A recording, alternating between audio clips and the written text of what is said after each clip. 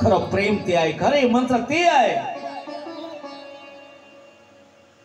सुंदर पद्धतीने लक्ष्मणाला हे चिंतन सांगितलं आणि एक दिवस परमात्मा आई जानकीने शृंगार केला, प्रभूंनी शृंगार केला आणि स्फटिक शिलेवरती बसलेली आहे. एवढ्या एक बाई देवाचं रूप पाहिलं आणि पागलच झाली. देव आहे तेवढा सुंदर आणि मनामध्ये भाव आला, पती करावं तर देवालाच करावं. एक सांगू का तुम्हाला, देवाला कोणतंही नातं जमते आणि शूर्पणखेनं आपला प्रस्ताव ठेवला देवासोबत लग्न करण्याचा. तिनं गुन्हा केला नाही. भगवान के साथ विवाह करने का अधिकार हर एक हमारे बेटी को है.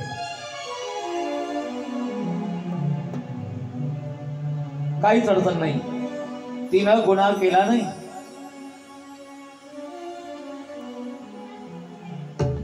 आणि इतकं सौंदर्य धारण केलं, इतकं सौंदर्य धारण केलं, याचं काही कारण होतं. ही विद्युत जीवा राक्षसाची बायको. युद्धभूमीमध्ये रावणाने हिचा नवरा कापला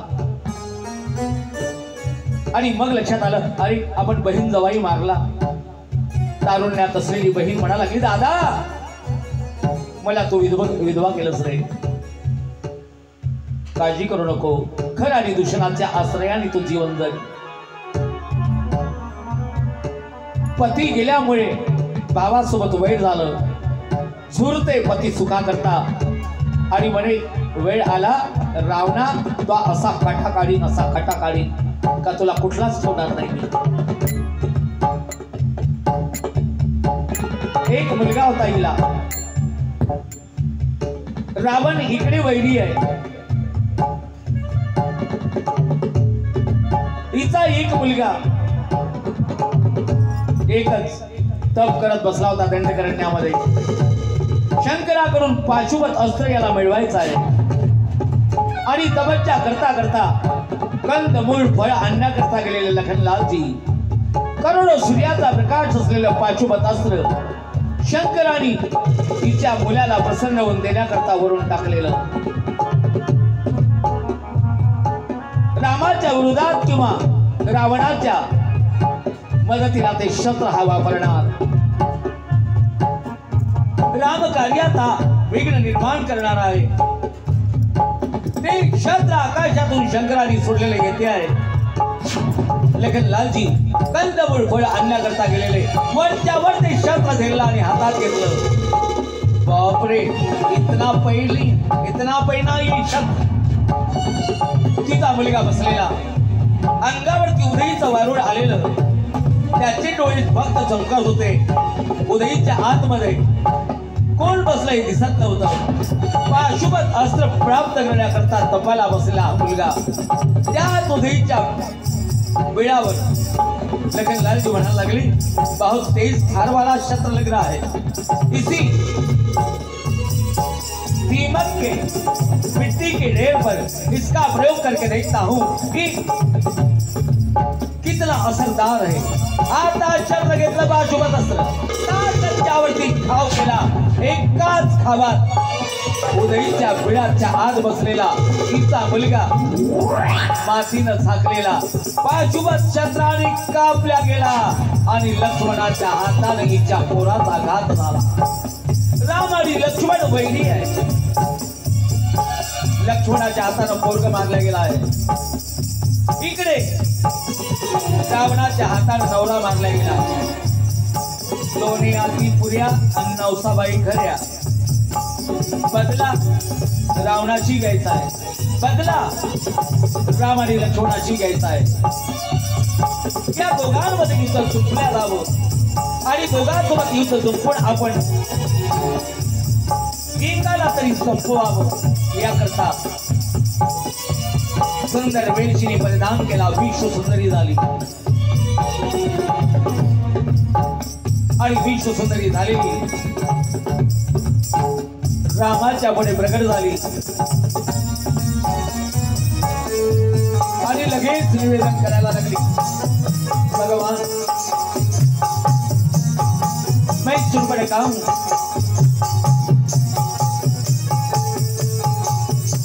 की बहनों, यहाँ क्यों आई हो?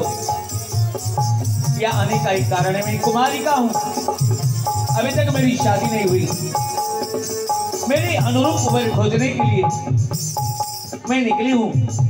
रामजी म्हणतात, तुला तुझ्या अनुरूप वर शोधायचा आहे, तर बापाला भाईला अकला नाही का तुझ्याकरता अनुरूप वर शोधायचा? हा, तेच तर अडचण आहे। मा भावाला माझी आवड आणि निवड कळत नाही, बहिणीला नवरा कसा पाहिजे म्हणून बापालाही कळत नाही, म्हणून माझ्या आवडीचा नवरा शोधण्याकरता मी निघाली। मला वाटते आपल्या मनानं नवरा शोधण्याकरता निघालेल्या मुली कदाचित सुरपणकीच्या चुलत बहिणी तर नसतील ना?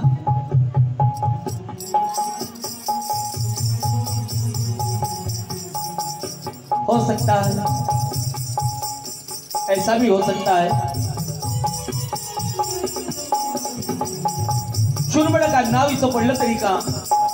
सापासारखे लांब लांब नख होते म्हणून सर्प नखा, सापासारखे लांब लांब नख म्हणून शूरपणखा। बस याचं एक कारण आहे, लांब लांब नख ठेवणाऱ्या जेवढ्या मुली आहेत त्या शूरपणखेच्या चुलत बहिणी। आता काळ बदलला म्हणा, नाहीतर इथून 10 वर्षाच्या 15 वर्षाच्या पहिले मार नख वाढवे आणि ते काय त्याला पालिश केली थोपते, त्याला काय म्हणते, काळं पिवळं नखाला नेल पॉलिश, आणि त्या पोरी नख वाढवते हे पाहिल्यावर पोट्टी नख वाढवे, ते आपले पॉलिश पुलिस लावायचे। माणसानं मर्दून किंवा शोभायचं, नेल पॉलिश लावून मर्द शोभत नाही। लांब लांब नख वाढवणाऱ्या शूरपणखेच्या चुलत बहिणी, तर लांब लांब नख वाढवणारे सगळे पोरं शूरपणखेचे सख्खे आते भाऊ। दाखवून नाही बडाना जी गलत है। बस पाहता पाहता शूरपणखा बोलायला लागली, देवा माझ्या अनुरूप वर मला अजून मिळाला नाही, म्हणून मी अजून कुमारिका राहिले। तुम्ही मला माझ्या अनुरूप दिसले, मला आवडले आणि पती करण्याकरता मी तुमच्या जवळ आले। तुमचा पुरुष नमोत मनारी, या संजोग विधी रचा विचारी, राधे राधे तेरा, श्री राधे राधे तेरा। तुमचा पुरुष नमोत मनारी, या संजोग विधी रचा विचारी, तुम भक्ति नमोत मनारी, यह संजोग विधी रचा विचारी।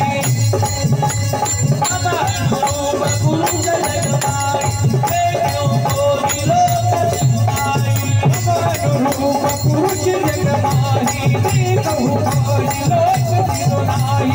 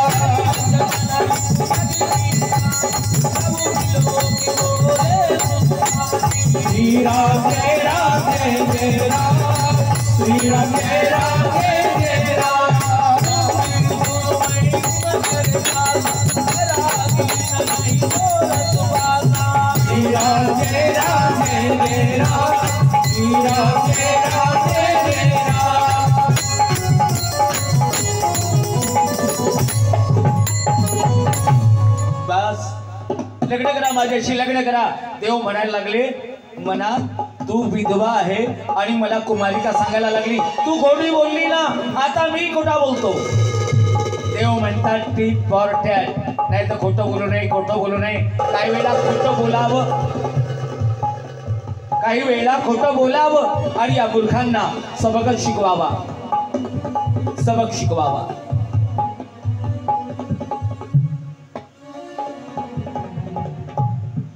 भगवान म्हणायला लागले, पहा माझं लग्न झालेलं आहे, माझ्या बाजूने सीता बसलेली आहे, माझी अर्धांगिनी आहे आणि मी परस्त्रीला आई बहीणच मानणारा आहे.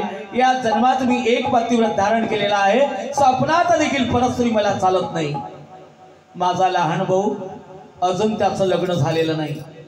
मी सावळा आहे, तो गोरा आहे आणि कुमार आहे. जा त्याच्याशी लग्न करून घे. राम लक्ष्मणाकडे, लक्ष्मण रामाकडे. आणि भगवंत इतकं खोटं काम करणार नाही. ही लखनलालजीची सख्खीच बायको होती, म्हणून लक्ष्मणजीकडे त्यांना पाठवलं. आता ते म्हणाल हे कसं काय शक्य आहे, लग्न तर एकच झालं आणि सख्खी बायको कशी? शूर्पणखा सख्खी बायको आहे देवाची, लखनलालजीची. कान उघडे ठेवून ऐका. लखनलालजी कोण आहेत? अनंत शेषाचा अवतार. मागच्या जन्मात अनंत शेषाचा अवतार असलेले लखनलालजी ही त्यांची पत्नी होती अनंत शेषाची, शूर्पणखा. त्यावेळेला ही सर्पिणीच होती. त्यावेळेला ही कोण होते? सर्पिणीच होती, अनंत शेषाची पत्नी होती. एक दिवसची घटना होती. राजा अंबरीश राज्य करत होता. त्याचा जीवलग मित्र अनंत शेष होता आणि ही अनंत शेषाच्या गैरहाजरीमध्ये दुसऱ्या सापासोबत व्यभिचार कर्म करायला प्रवृत्त झाली. आलिंगन दिलं, त्याला मिठी मारली आणि हे पाप कर्म करायला प्रवृत्त झाली. हे राजा अंबरीशाला लक्षात आलं. शंकराच्या मंदिरात पूजेकरता निघालेला राजा त्यांच्या आरतीमध्ये कुशा ठेवलेला होता, कुश वाहिला. ते कुशा गवत घेतलं आणि त्या दोन्ही सापाच्या मध्यंतरी हलवलं आणि दोन्ही सापांना पाप कर्म करण्यापासून दूर केलं. अनंत शेषाची पत्नी दूर गेली. तिचा व्यभिचार करण्याचा मानस, त्याची इच्छा अधुरी राहिली. नवरा अनंत शेष घरी आला त्यावेळेला रडायला लागली आणि रडून रडून गारानं सांगायला लागली, हिजड्या आग लागू दे त्या पुरुषार्थाला. तुझ्या सारखा मर्द नवरा मला असताना दुसऱ्या माणसानं तो बायकोच्या अंगावर हात घालावा, शरम कर. आणि खरं तर तो महावर प्रेम असन तर तो गैरहाजरीत मला मारण्याकरता प्रवृत्त झालेला राजा अंबरीश त्याचा उद्याच्या उद्या जीव घे. समजीन मी तुला की खरंच महावर तो प्रेम आहे. चोर तर चोर आणि शिरदोर. व्यभिचार करायला प्रवृत्त झाली होती आणि व्यभिचार करण्यापासून ज्यांनी प्रतिबंध घातला त्या राजा अंबरीशाचा जीव घेण्याकरता नवऱ्याला पाठवणारी झाली. जाओ जल्दी. राजा अंबरीश गेलेले आहे आणि जोड्यामध्ये लपले राजा अंबरीशाच्या. राजा जोडा घालन, चावा घेईल आणि त्याला गदभ्राण करेल. जोडा घालण्याकरता राजा गेला त्यावेळेला ब्राह्मण मंडळी म्हणायला लागली, आजचा दिवस जरा विचित्र आहे, तुमचा मृत्यू या जोड्यात आहे. जोडा ठोका आणि नंतर घाला. जसा जोडा ठोकला त्यातून साप पडला. साप चालाकीने पळून गेला. राजा अंबरीश समजदार आहे. जोडा घातला. अनंत शेठ घरी आला. बायको विचारते, मारलं का हो त्याला? नाही जमला ना राव. हे जेड्या करतस काय तू? बायकोचा एक इच्छा तुला पूर्ण करणं जमत नाही नालायका. फक्त मी भाकरी घालाव्या आणि बायकोची एक इच्छा तू पूर्ण करू नये, तिची इच्छा अपूर्ण ठेवावी. धिक्कार आहे. उद्याला मी निश्चित प्रयत्न करेल. दुसऱ्या दिवशी गेले आणि शर्टामध्ये लपले. अंबरीश राजा जो सदरा घालणार आहे त्यात लपले. अनंत सदरा घातला की मी याला चावा घेईल. ब्राह्मण मंडली म्हणाने लगी, महाराज जरा रुक जाओ, ये शर्ट पहनने के पहले इसको जरा झटके से झटक लो, इसमें मौत छिपी है. जस सदरा झटकला अनंत शेष लहानसा साप झालेला खाली पडला, पुन्हा पळाला। मार दिया मेरे दुश्मन को। नहीं देवी, आज भी बात जरा नहीं बन पाई।